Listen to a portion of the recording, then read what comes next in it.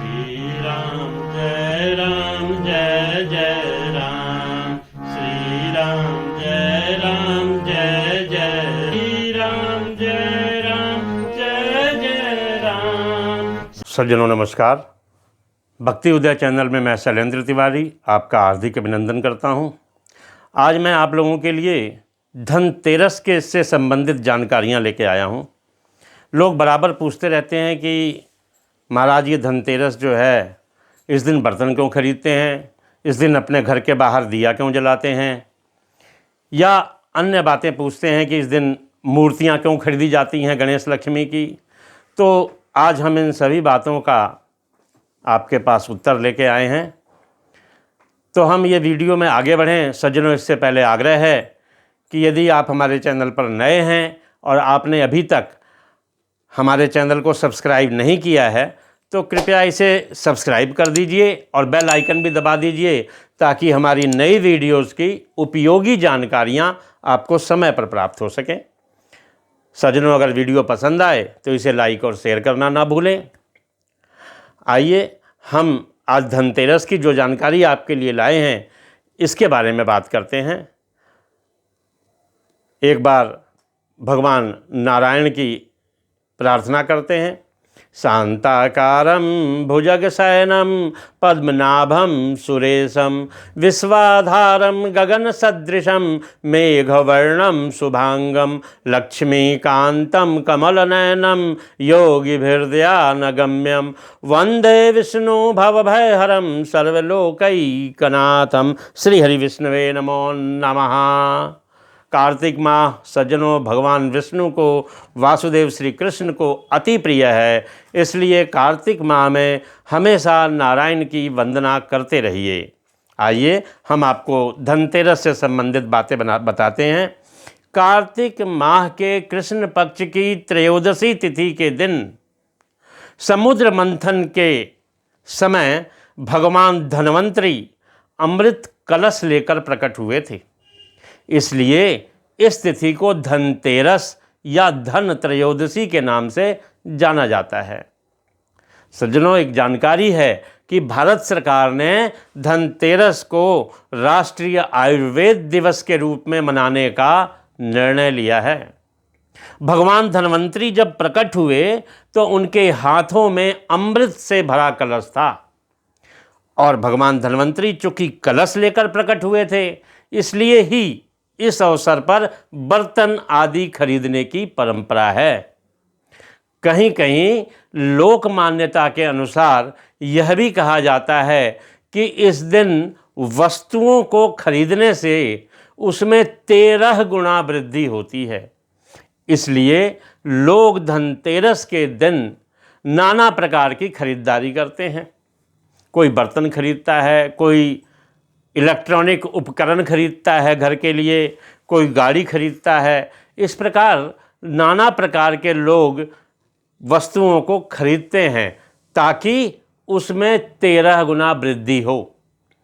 इस अवसर पर कहीं कहीं प्रथा है कि धनिया के बीज खरीद करके घर में रखते हैं और दिवाली के बाद इन बीजों को लोग अपने बाग बगीचों या खेतों में बो देते हैं।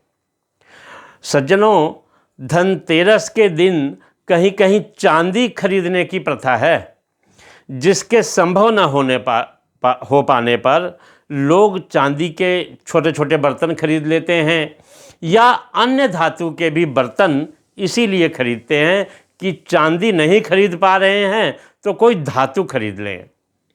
इसके पीछे यह कारण माना जाता है कि चांदी जो है वो चंद्रमा का प्रतीक है, जो कि शीतलता प्रदान करता है और मन में संतोष रूपी धन का वास होता है। संतोष को सबसे बड़ा धन कहा गया है दोस्तों। जिसके पास संतोष है वही स्वस्थ है, वही सुखी है। कोई तन दुखी, कोई धन दुखी, कोई मन दुखी। कोई तन से दुखी है, कोई मन से दुखी है, कोई धन से दुखी है। सुखी कौन है? जिसके पास संतोष नाम का परम धन है, वही सुखी है, वही सबसे धनवान है। भगवान धन्वंतरी जो कि चिकित्सा के देवता भी हैं, उनसे अच्छे स्वास्थ्य और सेहत की कामना के लिए संतोष रूपी धन से बड़ा कोई धन नहीं है। लोग इस दिन दिवाली की रात लक्ष्मी गणेश की पूजा के लिए मूर्ति भी खरीदते हैं। हालांकि ये सब लोक रीतियां हैं, शास्त्रोक्त इसमें कुछ नहीं है। एक जानकारी मैं आपको दे देता हूं सज्जनों कि जैनी लोग धनतेरस को धन्य तेरस या ध्यान तेरस के नाम से मनाते हैं। आखिर क्या है ये ध्यान तेरस या धन्य तेरस?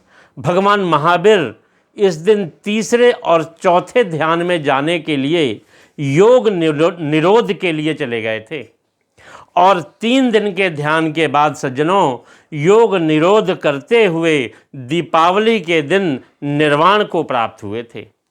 तभी से यह दिन धन्य तेरस के नाम से प्रसिद्ध हुआ।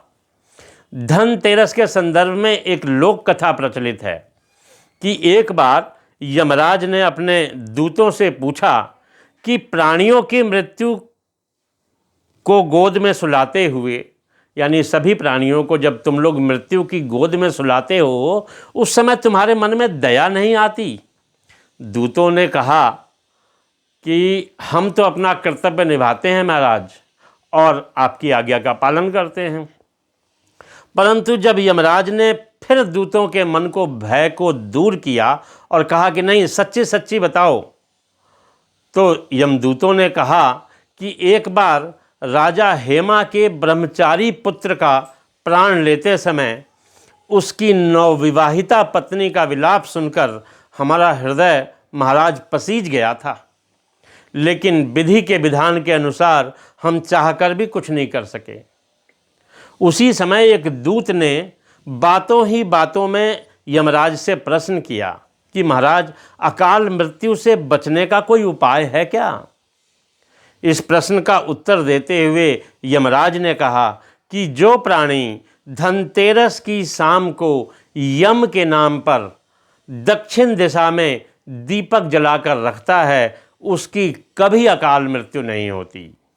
अगर दक्षिण दिशा में रखना संभव न हो तो अपने घर के दरवाजे के बाहर, चाहे वो पूरब की तरफ खुलता हो चाहे उत्तर की तरफ खुलता हो, अपने घर के दरवाजे के बाहर यम के लिए धनतेरस को दीपदान अवश्य करना चाहिए। और इस यम के दीपदान करने से यमराज प्रसन्न होते हैं और उस घर में अकाल मृत्यु नहीं आती।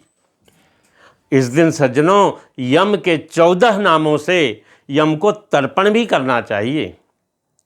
तो हमने आपको आज धनतेरस से संबंधित ये जो विस्तृत जानकारी दी है, ये आपको कैसी लगी? दोस्तों अगर पसंद आए तो आप इस वीडियो को लाइक और शेयर करना न भूलें। हम एक और वीडियो आपके सामने लेकर उपस्थित होंगे।